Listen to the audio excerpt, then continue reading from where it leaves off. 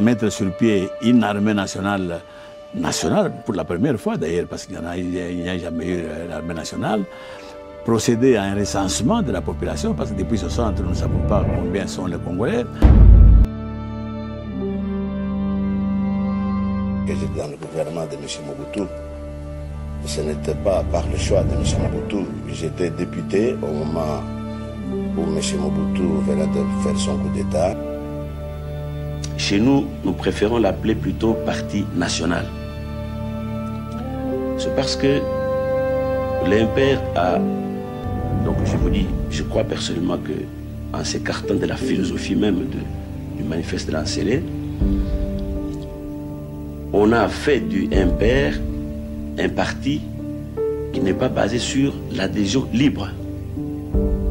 Et à un moment donné, on a déclaré que tout Zaïrois, de par sa naissance, est membre du MPR. Et chez nous, d'ailleurs, il y a un dicton ou un slogan en lingala qui dit « Olinga, Olinga te, Ozali MPR », c'est-à-dire que tu le veuilles ou non, tu es membre du MPR.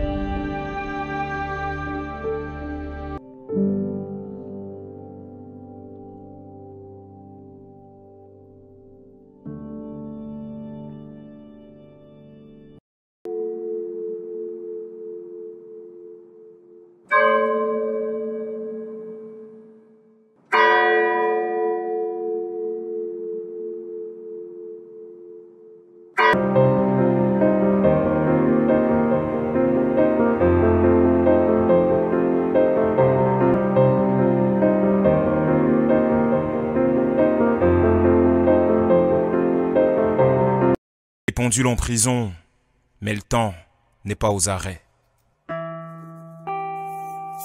Yeah. Quand l'hiver gâche nos printemps, la révolution des saisons sèche. Faute des pluies, des poissons que nous fûmes, rêve des rivières. Yeah. Brisons le silence sans handicaper la parole. C'est vrai que la répression a pris des ailes, mais la résistance garde encore des plumes. Ah yeah, yele oh ah yeah, yele oh andi motana ni mahambo ma. On se calme, ce n'est pas encore un coup d'état, c'est juste un éclat d'un coup du slam.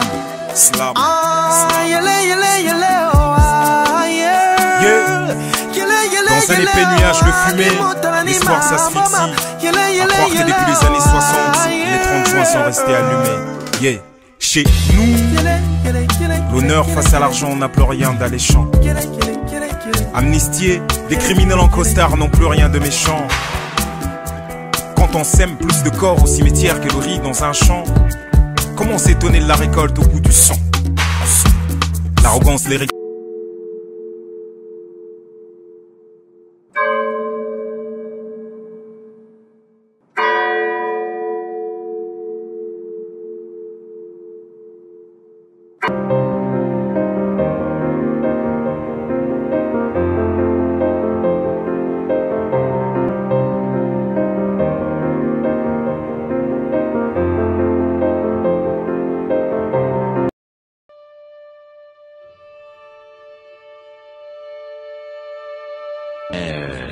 Avec tout ce qui est arrivé, avec la dictature, surtout avec la lutte contre la dictature, nous avons appris d'abord à maîtriser la peur, à affronter les dictateurs en face et puis à avoir un minimum de culture politique.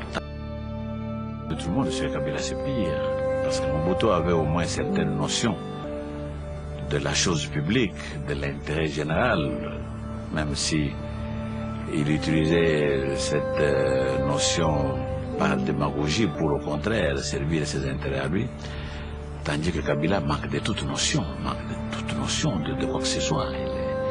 Il navigue à vue, il ne sait pas où il va, ce qui nous ramène en retard.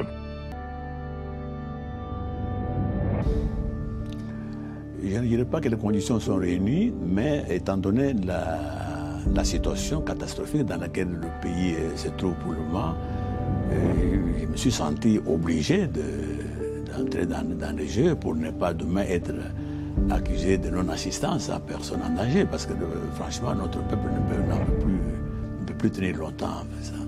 Donc je tiens absolument à participer à ces élections-là. Les trois, ça va un peu crescendo. Mobutu, j'ai même collaboré avec lui parce qu'il avait toujours cette habitude de faire le contraire de ce que disait sa constitution. La constitution qui à ce moment-là, qui rédigeait sur le pays, j'y ai contribué pour la rédiger. Elle était très démocratique, elle prévoyait le multipartisme, elle prévoyait tout. Mais dans la pratique, Mobutu faisait juste le contraire. Et c'est ce qui m'a servi à un moment donné de me rébeller, de dire non, voilà ce que dit la constitution, nous devons la suivre plutôt que faire le contraire. Mais quand Kabila Laurent est arrivé, c'était pire que Mobutu. Là, il n'y a absolument aucune logique. Personne ne pouvait suivre, personne ne pouvait savoir ce qu'il voulait et ce qu'il ferait. Pas, de la même manière que son fils aussi, il n'a aucune vision, on ne sait pas demain qu'est-ce qui nous attend au Congo. On agit au sauve qui peut, on ne sait pas très bien ce qui va se faire. Donc un homme qui n'a pas de vision politique, qui n'a pas de programme, il y a 10 ans qu'il est au pouvoir. Pour le moment, il ne faut pas oublier ça. Alors ce n'est pas après avoir bitumé quelques tronçons de route qu'on peut dire qu'il a dirigé le Congo. Donc tout est à tous les plans, tout est catastrophique. Le plan social, on n'en parlait pas. Les fonctionnaires sont toujours en grève permanente, donc il ne faut pas en parler. Il n'a construit aucun hôpital, aucun centre médical. Un dictateur, oui, parce que justement, je vous dis qu'il dirige un peu comme son père, un peu à l'arbitraire, sans tenir compte de la Constitution de la République, sans tenir compte des lois qui existent. Mettre sur pied une armée nationale, pour la première fois d'ailleurs, parce qu'il n'y a jamais eu l'armée nationale, procéder à un recensement de la population, parce que depuis 60, nous ne savons pas combien sont les Congolais, procéder à l'identification des Congolais, parce que depuis lors, il y a les désordres tels qu'il y a énormément de gens de toutes parts qui sont dans le pays.